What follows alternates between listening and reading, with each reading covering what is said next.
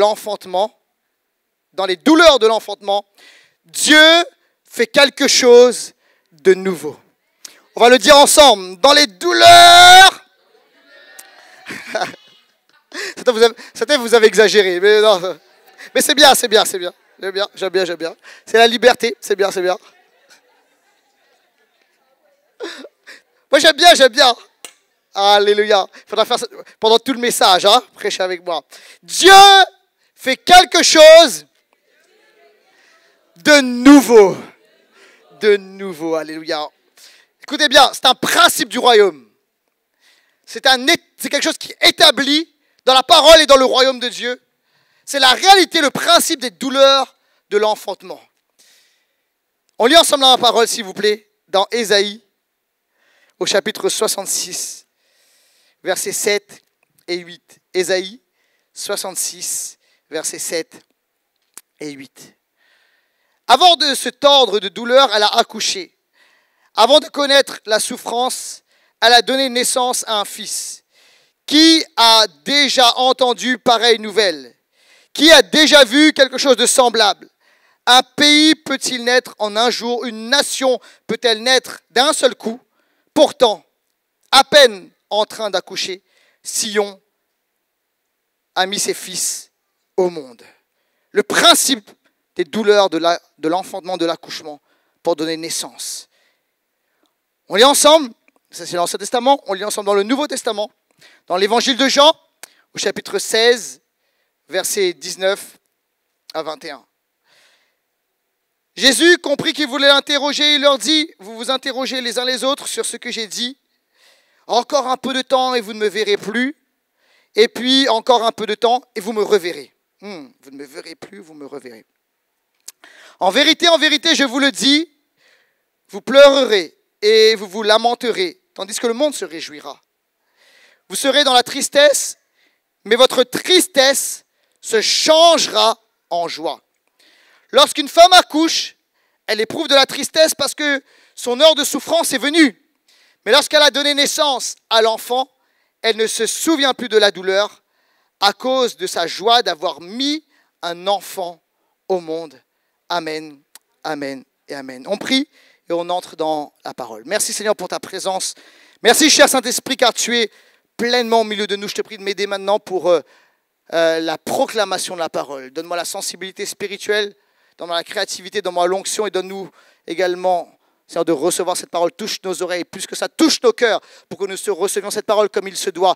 Une parole qui va germer, porter du fruit et nous transformer. Et nous appelons cela dans le nom de Jésus. Et ensemble nous disons Amen. Il y a une expérience qui est physique, mais il y a également une expérience qui est spirituelle. C'est l'expérience de l'enfantement. L'enfantement est évidemment un processus qui est physique. Mettre au monde un enfant, mettre au monde un nouveau-né, avec tout ce que ça comporte. Et cette réalité physique, la parole de Dieu le met en parallèle avec une autre réalité, c'est une réalité spirituelle. Et plusieurs ici, vous ne le savez pas, d'accord? Mais vous êtes enceinte, d'accord? Attention, je ne vais pas de trucs d'hommes déconstruits, les hommes enceints. Non, c'est pas du tout ça, d'accord? Non. Non, ok? Mais nous sommes enceintes spirituellement. Je me souviens, le premier livre que j'ai lu en dehors de la Bible lorsque je suis devenu chrétien, c'est un livre d'un pasteur qui s'appelle Yonggi Cho, qui est décédé maintenant. Et il racontait une histoire, ça se passe en Corée du Sud. On est après la guerre de Corée.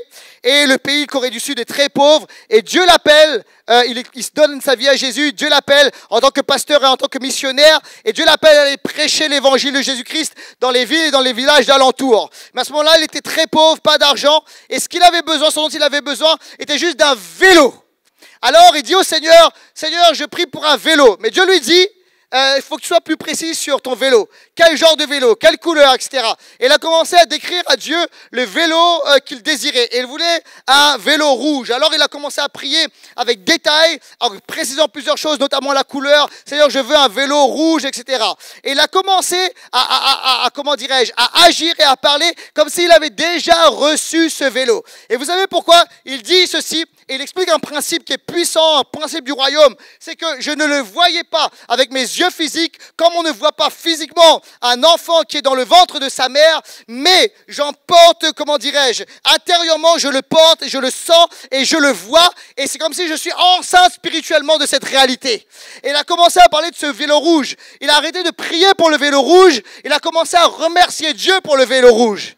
Alléluia. Et il a commencé à planifier des missions et des actions assez loin parce qu'il va pouvoir se déplacer non plus à pied mais avec ce vélo rouge. Et voyez-vous, en l'espace de peu de temps, alors qu'il a commencé à parler, à proclamer et à dire, il était comme enceinte spirituellement, le vélo rouge est arrivé, l'argent est arrivé et Dieu l'a béni. Quelqu'un dit amen à cela. Alléluia. Et voyez-vous, plusieurs ici, vous êtes comme porteurs de la promesse de Dieu. Porteur de la destinée de Dieu. En fait, vos yeux physiques ne le voient pas et les gens autour de vous physiquement ne le voient pas, mais intérieurement, vous sentez la promesse de Dieu remuer. Alléluia, vous le voyez intérieurement, vous le voyez dans vos pensées, vous le voyez, vous voyez la destinée, les promesses, la faveur et les miracles de Dieu. Que quelqu'un dise amen à cela. Est-ce qu'il y a des gens qui sont porteurs des promesses de Dieu? Laissez-moi entendre un bon amen s'il vous plaît. Alléluia. Et ça, c'est une réalité. Écoute-moi bien, peut-être dans ce lieu, tu dis, ok, est-ce que Dieu a une promesse pour moi? Aujourd'hui, tu peux ressortir en étant porteur et porteuse de la promesse de Dieu.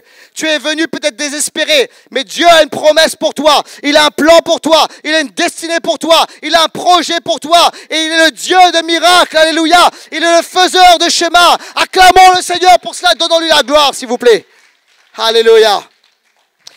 Et alors que nous sommes porteurs des promesses de Dieu, il y a cette réalité, ce processus de l'enfantement.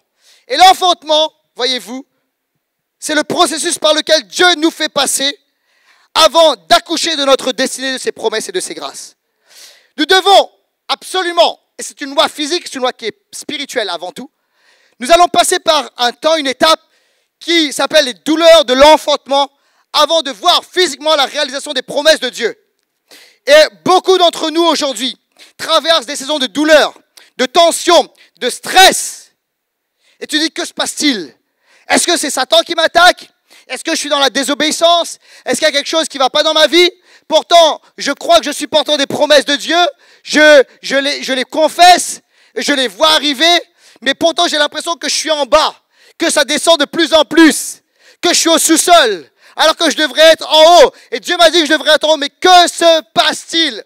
Écoute-moi bien, ce n'est pas une désobéissance.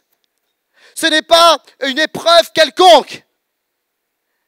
Ce n'est même pas Satan qui t'attaque. Écoute-moi bien, c'est un processus par lequel nous devons passer. Et la Bible appelle cela les douleurs de l'enfantement. Ça va apparaître à l'écran. Lorsqu'une femme est enceinte, elle porte en elle une vie précieuse. Mais elle doit passer par les douleurs de l'enfantement.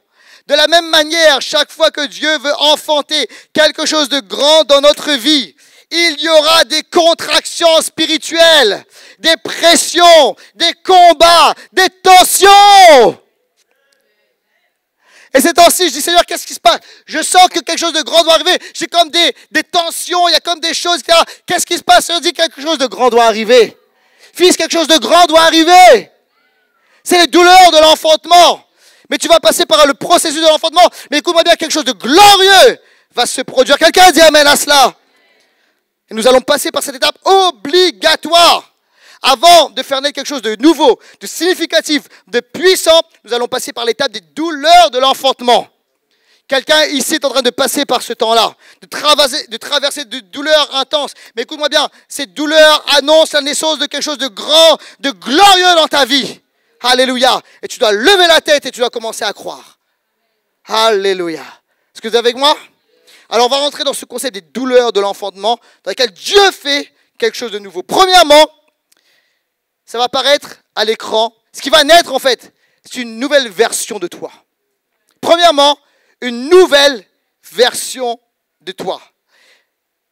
À l'écran, les douleurs de l'enfantement vont faire sortir une nouvelle version de toi. Et je voudrais vous donner deux exemples qui se trouvent dans la parole de Dieu. Premier exemple, c'est l'exemple de Jacob lui-même. Alors, Jacob voulait la bénédiction de Dieu. En fait, vous savez pourquoi? on dit, oui, Jacob, c'était son nom, c'était l'usurpateur, le voleur. Mais en fait, vous savez ce qui se passait avec Jacob. Jacob savait, il connaissait au fond de lui sa destinée. Alors, il n'était pas le premier, il y avait un jumeau, c'était des jumeaux, mais malgré tout, dans les jumeaux, il y a un qui sort en premier et l'autre qui sort après, d'accord? Et lui est arrivé, il est sorti en deuxième. Sauf que, il savait que c'était lui qui devait hériter la bénédiction. À cette époque, c'était comme ça. On est à l'Antiquité, on est dans une société sémite, et le premier, l'aîné, héritait la bénédiction. Elle était à la fois spirituelle et elle était à la fois terrestre. Mais alors que Jacob est né en second, il savait au-dedans de lui, il portait au-dedans de lui, il le savait, il était comme porteur de cette réalité, comme enceinte de cette réalité, il savait que c'était lui qui devait hériter la bénédiction. C'était lui qui était porteur de la promesse et qui allait être le leader du peuple de Dieu. Il le savait. Et alors, pendant même à sa naissance et pendant sa jeunesse, etc., il a essayé d'attraper la bénédiction, de voler même la bénédiction. Pourquoi? Parce qu'il savait qu'il devait hériter de cela. Mais, regardez ceci, alors qu'il était porteur de cela, il le vivait, il le voyait, il le sentait au-dedans de lui. Regardez ce qui s'est passé. Dieu l'a fait passer par un temps d'épreuve. Dieu l'a fait passer par un temps de difficulté où il s'est éloigné quelque part de la bénédiction et de sa famille. Et il était au fond du trou. Et à un moment même, regardez, on va lire ceci dans la parole de Dieu, dans Genèse au chapitre 32, versets 25 à 29. Jacob resta seul. C'est alors qu'un homme lutta avec lui jusqu'au lever de l'aurore. Voyant qu'il n'était pas vainqueur contre lui, cet homme le frappa à l'emboîture de la hanche. Celle-ci se déboîta pendant qu'il luttait avec lui. Il dit, « Laisse-moi partir car l'aurore se lève. » Jacob répondit, « Je ne te laisserai pas partir. » J'aime ça. « Avant que tu ne m'aies béni. » Il lui demanda, « Quel est ton nom ?» Il répondit, « Jacob. » Et regardez, une nouvelle version va naître. « Ton nom ne sera plus Jacob, mais tu seras appelé Israël. Car tu as lutté avec Dieu et avec des hommes et tu as été vainqueur. » Israël signifie champion de Dieu. Alléluia. Et celui qui était appelé l'usurpateur, le voleur, une nouvelle version va sortir de lui. Alors qu'il est dans un moment de lutte, où il lutte avec Dieu, il lutte avec l'ange de l'Éternel, on sait après, et il va y avoir une lutte intérieure. Mais regardez bien, alors qu'il est en train de lutter, c'est pas Satan qui l'attaque, vous êtes là ou pas? C'est pas un démon qui l'attaque. Il est en train de lutter avec Dieu. C'est les douleurs de l'enfantement. C'est les douleurs de l'accouchement. Est-ce que vous êtes là? Et à partir de là, une nouvelle version de lui va sortir. Alors il va entrer dans la promesse de Dieu. Mais avant cela, c'est un nouvel homme qui va sortir. De Jacob va sortir Israël, que quelqu'un dise amen à cela. Écoutez bien, alors que nous entrons dans les douleurs de l'enfantement, nous allons rentrer, oui, dans la réalisation des promesses de Dieu. Mais j'aimerais vous dire ceci, c'est une nouvelle version de nous, une nouvelle version de vous qui va sortir, une nouvelle version de toi qui va sortir. Laissez-moi entendre un bon amen à cela. Dieu veut te métamorphoser, il veut te changer, il veut te transformer pour la nouvelle saison, pour le nouveau temps, pour la nouvelle outre, pour la nouvelle onction, pour le nouveau temps dans lequel Dieu t'appelle. Dieu veut te transformer, il veut une nouvelle version de toi, il veut te changer, que quelqu'un dise amen à cela. Et il veut nous amener de gloire en gloire. Alléluia. Regardez bien ceci, c'est une réalité du royaume de Dieu. Et Jésus a appliqué les principes du royaume de Dieu.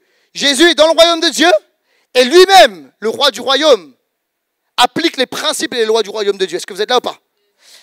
Cette réalité des douleurs de l'enfantement a été une réalité même pour Jésus. Est-ce que vous êtes avec moi? Regardez ceci. Jésus est passé par un moment de souffrance terrible. La première étape de cette souffrance a été le jardin de Gethsémani. Dans le jardin de Gethsémani, Jésus a profondément souffert dans son âme. Une souffrance terrible. Les grumeaux de sang ont coulé.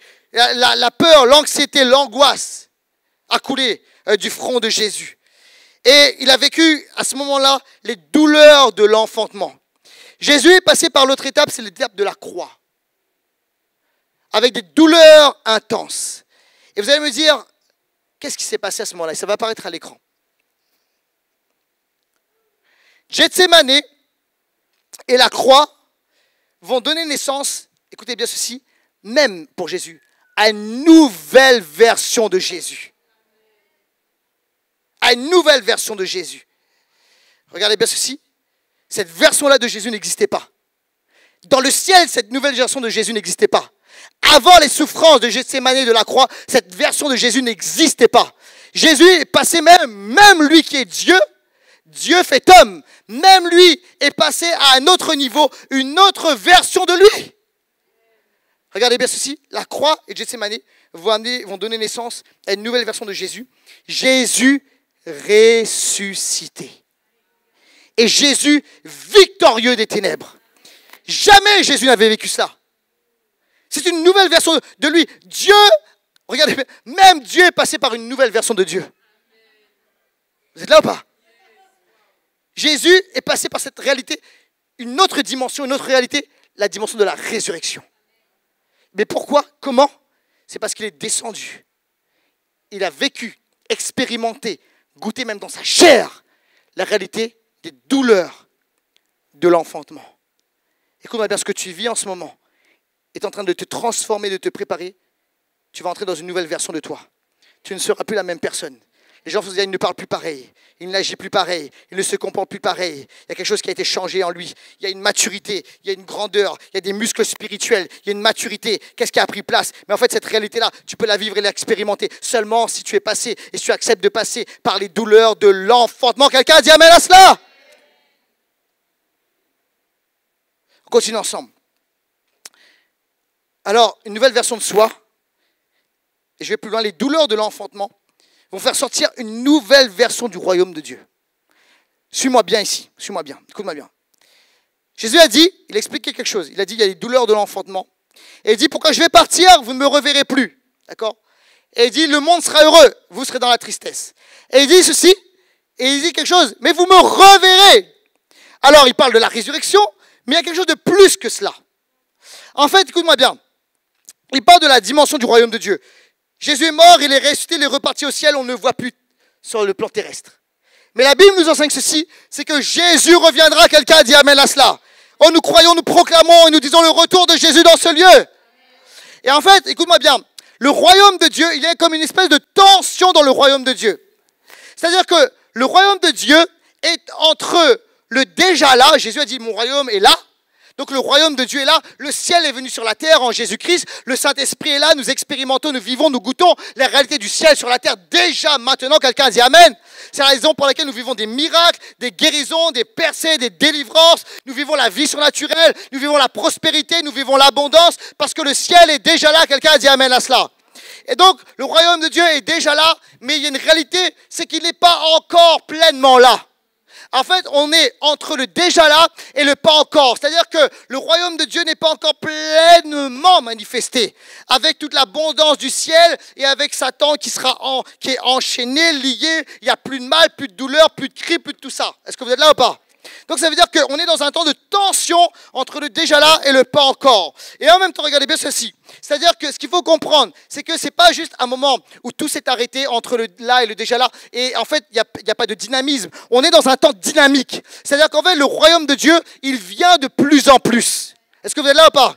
Et en fait, même toutes les réalités géopolitiques qu'on peut voir et entendre, etc., en fait, tu dois comprendre ceci, c'est que le royaume de Dieu vient de plus en plus. Il y a une intensification du royaume de Dieu. C'est-à-dire qu'en fait, le royaume de Dieu, il est déjà là, mais pas encore. Mais vous voyez, c'est-à-dire qu'on se rapproche de plus en plus du royaume de Dieu qui va venir pleinement sur la terre. Quelqu'un a dit amen à cela.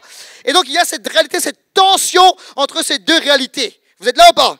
Donc, même pour le royaume de Dieu, il y a cette réalité des douleurs de l'enfantement. Mais écoute-moi bien, écoute-moi bien. À chaque fois que le royaume de Dieu passe dans une autre dimension, il y a les douleurs de l'enfantement. C'est-à-dire qu'à chaque fois qu'il y a un autre level de la gloire de Dieu, on passe par les douleurs de l'enfantement. Je donne un exemple. Dans Actes, regardez bien ceci. On dit, mais qu'est-ce qui se passe? C'est le diable, c'est le diable, c'est le diable. Non, écoute-moi bien, Dieu change le mal en bien. Et en fait, il se sert même des intentions du diable pour se glorifier. Est-ce que vous êtes là? Écoutez bien, les chrétiens qui sont à Jérusalem, à un moment, la Bible dit qu'ils avaient la paix du peuple, etc. Tout se passait bien et tout. Mais à un moment, regardez bien, il a commencé à avoir de la persécution. Les religieux se sont levés et il a commencé à avoir de la persécution au milieu des chrétiens. Et Étienne a été tué. il a été lapidé, il a été tué, etc. Et regardez ce qui s'est passé. On se dit, mais qu'est-ce qui se passe? Dieu n'est plus dans l'affaire. Peut-être que c'est le diable, etc., etc. Mais regardez ce qui se prend en place. À ce moment-là, la persécution a été quelque part utilisée par Dieu pour la dispersion des chrétiens. C'est-à-dire qu'en fait, les chrétiens ont arrêté juste d'être à Jérusalem et ils ont été jusqu'aux extrémités du monde. Et en fait, ça a été une occasion de répandre l'évangile. Vous voyez? Et en fait, le royaume de Dieu est passé dans un autre niveau. Le royaume de Dieu est passé dans une autre étape. Quelqu'un dit amen à cela? Pourquoi et comment? Par la réalité des douleurs de l'enfantement. Mais je vais plus loin. Ça va apparaître à l'écran. En fait, les douleurs de l'enfantement d'un citoyen du royaume. Et il y a des citoyens du royaume de Dieu dans celui. Quelqu'un dit amen à cela. Donc en fait, écoute-moi bien. Ce n'est pas juste au sujet de toi. D'accord? Oui, c'est au sujet de toi. Mais c'est au sujet d'une cause, d'un royaume, de quelque chose d'encore plus grand. Écoute-moi bien. Les douleurs de l'enfantement d'un citoyen du royaume de Dieu ne sont pas juste pour sa destinée, mais pour une nouvelle version du royaume de Dieu. C'est-à-dire qu'en fin de compte, écoute-moi bien, alors que Dieu t'amène dans quelque chose de nouveau, les douleurs de l'enfantement, et tu dis, ok, c'est ma destinée. Ta destinée est reliée au royaume de Dieu, alléluia. Et en fait, écoute-moi bien, tu es une pièce du puzzle du grand plan de Dieu. Alléluia. Et Dieu veut se servir de ta destinée pour sa gloire et pour l'avancement de son royaume. Laissez-moi entendre un bon amen à cela. En fait, écoute-moi bien, tu es un instrument pour la gloire de Dieu. Tu es un outil pour la gloire de Dieu. Et Dieu va se servir de ta vie. Tu n'es pas insignifiant, insignifiante. Dieu a un grand projet pour toi. Alléluia. Quelqu'un dit amen à cela. Alléluia. Et en fait, les douleurs de l'enfantement, c'est pour toi ta destinée. Mais c'est pour le grand projet de Dieu et pour le royaume de Dieu. Ta vie a un sens. Tu as été créé pour quelque chose. Alléluia. Et Dieu te fait passer par cela. Les douleurs de l'enfantement, une nouvelle version de toi. Parce que tu ne peux pas aller dans cette nouvelle dimension du royaume en restant l'ancien toi. Tu dois être transformé, être métamorphosé. Alléluia. C'est un principe qu'on voit dans la nature. Au bout d'un moment, le ver se transforme en papillon. Et il y a une métamorphose qui doit être faite. Le problème, vous savez ce qui s'est passé? C'est qu'en fait, on a juste prêché la nouvelle naissance, puis stop. Vous voyez ce que je veux dire? En fait, il y a la nouvelle naissance, on est transformé. Écoute-moi bien, en fait, il y a des métamorphoses régulières et courantes dans le royaume de Dieu pour toi. Voyez-vous? C'est-à-dire qu'en fait, de manière régulière, Dieu va... Tu vois, il faut que... Jésus a expliqué ce principe à Nicodème. Il a dit, il faut que tu naisses de nouveau. Est-ce que je dois re-rentrer dans le ventre de ma mère? Les principes des douleurs de l'enfantement. Tu dois naître de nouveau. C'est-à-dire que pour devenir cet être spirituel qui comprend les révélations, les principes du royaume de Dieu, tu dois renaître des douleurs de l'enfantement. D'accord? Mais en fait, cette réalité-là, à chaque fois que Dieu nous appelle à un autre niveau, donc Dieu a appelé Nicodème à comprendre les révélations du royaume de Dieu, mais à chaque fois que Dieu nous appelle à entrer dans un autre niveau de révélation du royaume, le Seigneur va nous faire passer par les douleurs de l'enfantement. Vous voyez? Et la nouvelle naissance, c'est les douleurs de l'enfantement. Pourquoi et comment? Parce qu'on se repent, parce qu'on meurt à nous-mêmes, à sa vie passée, à sa vie sans Dieu, à la vie avec Satan, au péché, etc. On meurt à soi-même. Il y a une tristesse selon Dieu dans la nouvelle naissance. Mais on ne s'arrête pas là. Il y a une tristesse selon Dieu, mais après vient la joie et la renaissance. Quelqu'un dit amen à cela. Et voyez-vous, en fait, dans la vie chrétienne, il y a des renaissances régulières, alléluia, où Dieu nous amène dans d'autres niveaux de gloire et de révélation. Il fait de nous une nouvelle version de nous, alléluia. Tu dois accepter ça. Écoute-moi bien, ne sois pas trop contrarié par rapport « Oh, qu'est-ce que je suis en train de vivre ?» Dieu est en train, il t'étire parce que, oh, là où tu dois aller, tu dois être étiré. C'est pas possible que tu restes la même personne. C'est pas possible. Alléluia. Oh, Jésus. Oh, vous savez, même dans le sport, c'est pareil. Il y a des moments, tu sais, si tu veux progresser dans un domaine, dans un sport, si tu veux devenir un autre toi, tu dois passer par les douleurs de l'enfantement. Et des fois, tu sais, c'est pas facile, mais le coach va te dire, c'est pas bon. Il va te mettre sur le côté pendant un instant. Ou bien tu vas devoir travailler dur. Et quand soit tu es découragé, tu dis, je m'arrête. Soit tu dis, non, une nouvelle version de moi va sortir. Et vous savez, vous, les champions, les grands champions, vous savez ce qui se passe? C'est qu'au bout d'un moment, ils ne se laissent pas abattre par les découragements, par tout ça. Ils disent, une nouvelle version de moi va sortir. Ah oui, je vais sortir meilleur, je vais sortir plus fort, je vais me développer, je vais grandir, alléluia. Et c'est une nouvelle version de moi qui va sortir. Quelqu'un dit amen à cela. Alléluia. Oh Jésus. On continue, on va plus loin. Maintenant, je voudrais vous donner, dans les 2 prochains points, 2 clés pour faire sortir ce nouveau soi. Pour amener le miracle, amener le royaume de Dieu dans une nouvelle dimension, amener cette nouvelle version de soi. Je voudrais vous donner 2 clés. Et on y va dans le 2e point. Donc 2, la prière qui va enfanter. Alléluia. Est-ce que c'est moi qui... C'est l'onction, il fait vraiment chaud dans la salle, non? Il fait chaud? Ah, merci. Ok, mettez un peu de clim, s'il vous plaît, merci. J'ai de l'eau, mais je pense que c'est juste la chaleur. Merci, Sabri. Ah, oui. Peut-être les deux, mais après on va dire, t'es trop mystique, Laurent. Alors on va dire, ok, mettons la clim, après on verra si j'ai encore chaud, ce sera ok.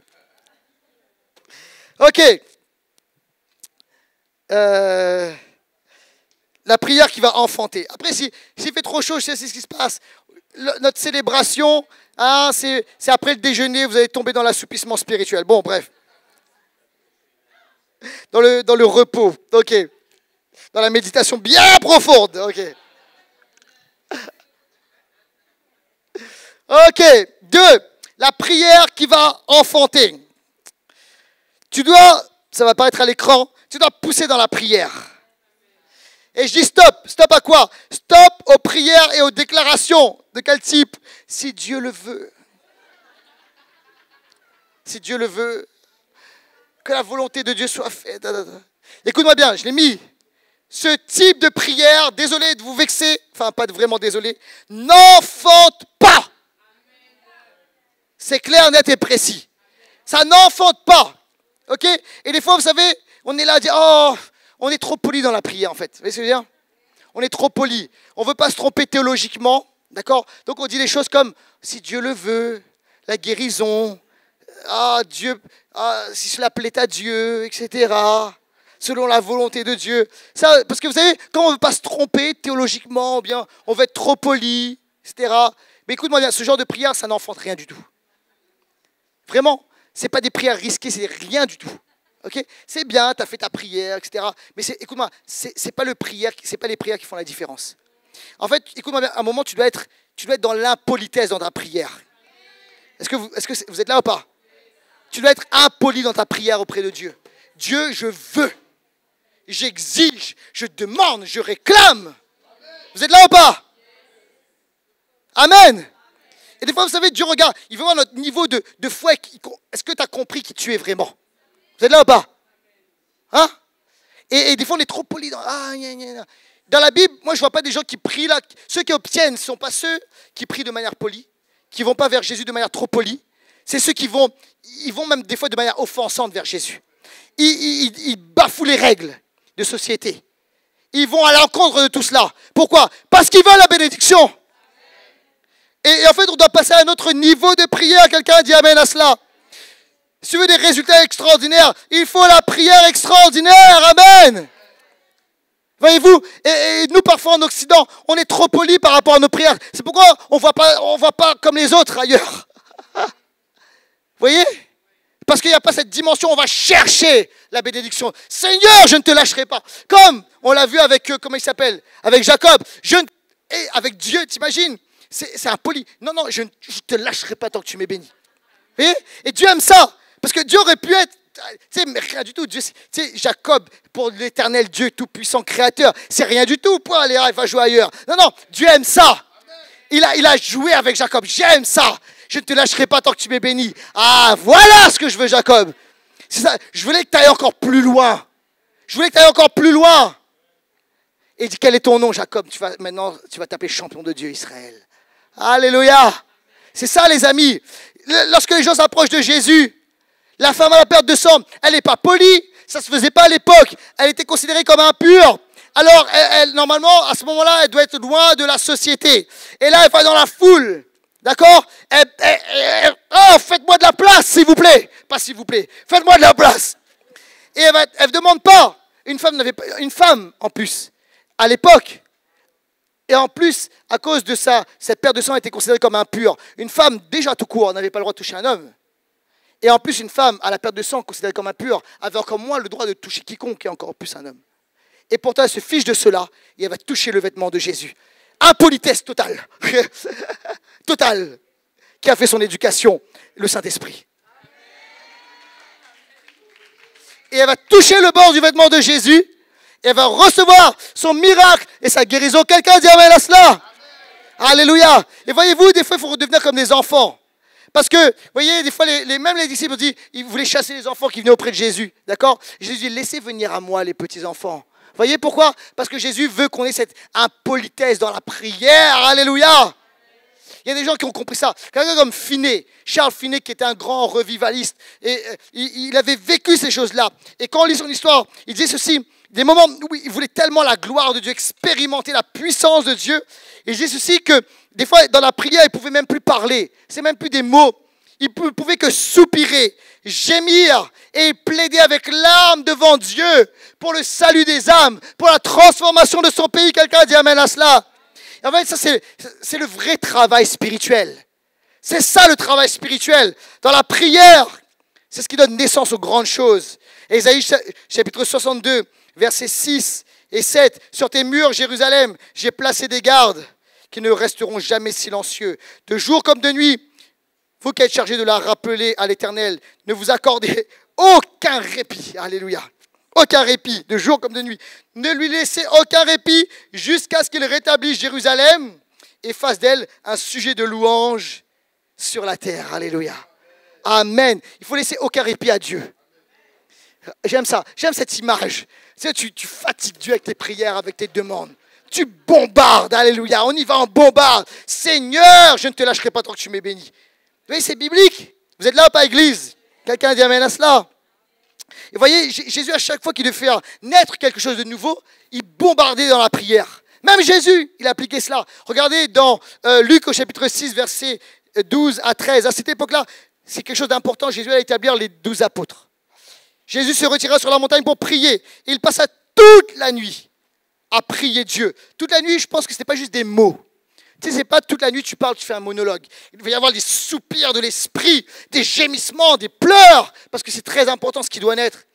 Quand le jour fut levé, il appela ses disciples et il en choisit parmi eux 12 auxquels il donna le nom d'apôtres. Voyez-vous? Donc quand tu as une grande décision à prendre, quelque chose de fort qui doit venir, tu dois entrer dans la prière, mais pas la prière polie, la prière qui va enfanter quelqu'un, dit amen à cela. Et quand tu fais ça, écoute-moi, le Saint-Esprit va prier. Il va prier à travers toi. Il va prier à travers nous. Romains chapitre 8, verset 26. De même, l'Esprit aussi nous vient en aide dans notre faiblesse. En effet, nous ne savons pas ce qu'il convient de demander dans nos prières. Des fois, tu sais, quand tu es dans la prière là, qui va enfanter, tu sais, les mots, c'est trop difficile. Tu vois ce que je veux dire? Tu n'as même plus les mots. Mais regarde bien. Mais l'Esprit lui-même intercède pour nous par des soupirs que les mots ne peuvent exprimer. Alors c'est des soupirs, c'est des prières en langue, c'est des gémissements, mais c'est l'Esprit de Dieu qui prend le relais. Quelqu'un dit amen à cela. Alléluia. Dans ces moments-là aussi, écoute-moi bien, la réalité c'est que les démons, les puissants des ténèbres vont essayer d'attaquer tes pensées. Et écoute-moi bien, il y a des luttes spirituelles dans ce temps-là, d'accord? Parce que dans ce moment, on est dans un moment intermédiaire, on est entre, voyez? Je le vois dans l'esprit, je suis porteur de la promesse de Dieu, de la destinée du royaume de Dieu, etc. Ça, je l'ai intérieurement, mais ce n'est pas encore réalisé sur la terre. Et écoute-moi bien, dans ce moment-là, c'est un moment de tension. C'est un moment où tu es entre. Passons de l'autre bord. Soit tu restes là, d'accord, et ça reste juste un mirage, ça reste juste un vœu, mais soit ça reste, soit tu passes de l'autre bord, et ça devient un miracle, et ça devient visible. Vous êtes là-bas? Donc, il y a le choix. Et à ce moment-là, le diable essaie de te bombarder. Mais tu dois lutter dans l'esprit. Alléluia. Et tu dois combattre des luttes spirituelles.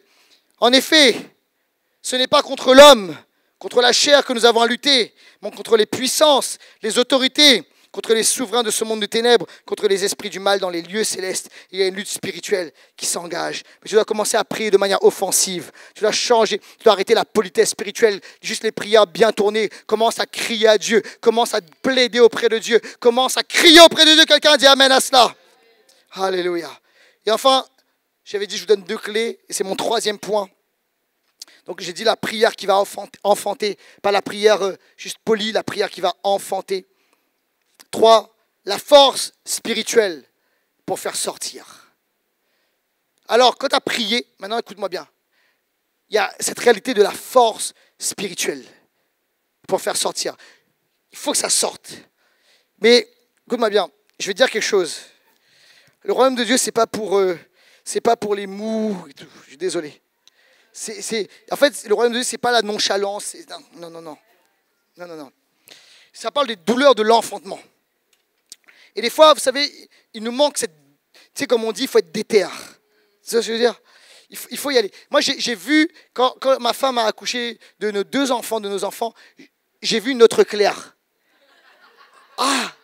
Et j'ai commencé à avoir peur pour moi. Non, et en fait, vous savez, et les mamans là, vous savez, en fait, les femmes, même les plus douces et tout, elles se transforment en lionnes. Je vous assure, en lionnes.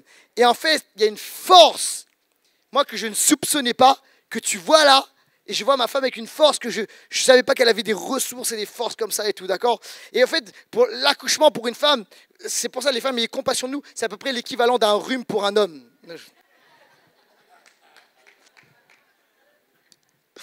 Alors, non, j'ai vu ma femme avec une force, j'ai vu une lionne. Au moment de donner naissance, vous savez, il faut déployer une force extraordinaire. Il faut déployer une énergie extraordinaire. Et en fait, le corps médical, là, c'est pas le moment d'être passif. Là, c'est plus le moment. C'est le moment d'y aller à fond. C'est le moment de la délivrance. Et en fait, il y a cette dimension de la force spirituelle. Et en fait, la Bible, j'ai pas osé mettre ça en titre, mais en fait, la Bible appelle ça même... La Bible parle d'une violence spirituelle. Pas d'une violence physique, attention, hein, je veux que les choses soient très claires. Il ne s'agit pas de faire couler le sang humain. Non, pas du tout. Pas du tout. Il est question d'une violence, par contre, spirituelle. Et en fait, les amis, il y a cette réalité-là. Et dans la Bible, il y a cette réalité de la violence spirituelle. En fait, c'est le fait d'être énergique. Énergique. Matthieu chapitre 11, verset 12. Depuis l'époque de Jean-Baptiste jusqu'à présent, écoutez bien, le royaume de Dieu, le royaume des cieux, est assailli. Écoutez bien, c'est Jésus qui dit, avec force et des violences en empare. Des violences en empare. Le royaume de Dieu est assailli avec force et des violences en empare. Le mot violent là, ça vient du grec. Et en fait, on pourrait le traduire aussi par fort, énergique, utilisant la force. Le mot assailli, c'est un seul mot à la base, assailli avec force, c'est le mot employer la force, appliquer la force, forcer, infliger la violence. S'en empare, Jésus dit s'en empare. On pourrait traduire aussi par saisir, enlever de force, réclamer ardemment, arracher. Donc vous voyez, il y a tout le champ lexical, c'est violent, c'est la réalité, spirituellement. Parce qu'il est question du royaume des cieux, quelqu'un dit amen à cela. On doit bien comprendre les choses, bien comprendre. Ça, je précise bien pour pas qu'il y ait... Ah, Laurent nous a dit... Non, Laurent n'a pas dit du tout. Okay. Non. Je me désolidarise de ça. OK? Donc, en fait, il y a une dimension où, à un moment, il faut se bouger. Récemment, je relisais les livres des Proverbes. Et il y a plein de versets dans les livres des Proverbes. Vous savez sur quoi? Sur la nonchalance. Plein de versets. Des fois, c'est traduit par paresse et des fois, c'est traduit par nonchalance. Et en fait, dans la Bible associe la nonchalance à l'insensé. Et en fait, la nonchalance dans la Bible, c'est un péché. Vous êtes là-bas. Donc le fait,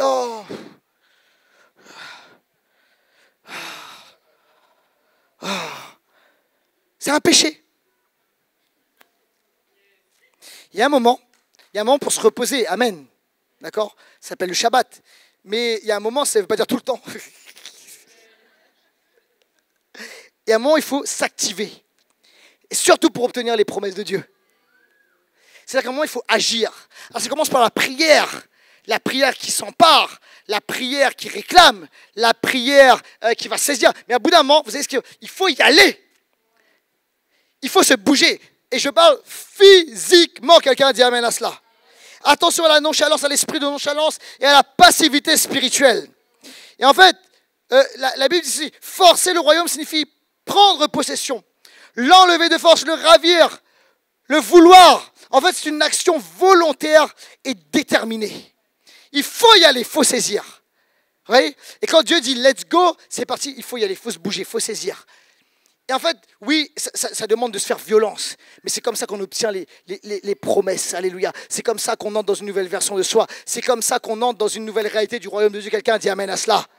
Et vous voyez dans toutes les histoires de miracles, de percées dans les pays où l'Église s'est développée, le royaume de Dieu s'est développé. À chaque fois, vous savez, on peut voir la partie visible de l'iceberg. Mais lorsque tu discutes avec les gens, il y a une partie invisible de l'iceberg où les gens ont payé le prix, où ils se sont bougés, où il y a eu des combats, où il y a eu des luttes. Et ça a été dans la prière, mais c'est également physique. Il a fallu se bouger, se remuer, se remonter les manches. Il a fallu transpirer et y aller. Quelqu'un dit amen à cela? Parce qu'il faut saisir les choses. Et vraiment, c'est le temps d'aller saisir, d'entrer dans les promesses de Dieu, se bouger, d'y aller. Si Dieu t'a dit, fais-le. Rentre dans ses promesses. Sois actif. Sois pas juste, ok, je vais essayer, on va faire de... Non, sois violent. D'une bonne violence spirituelle.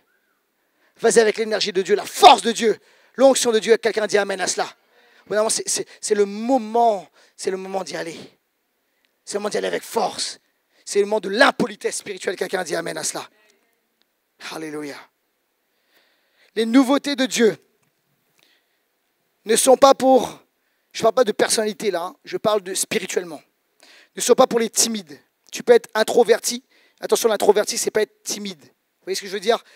Timide, c'est quand Satan, l'ennemi, etc., essaie de mettre un boisseau, de te bloquer pour empêcher de t'entrer dans tes dons et dans la destinée.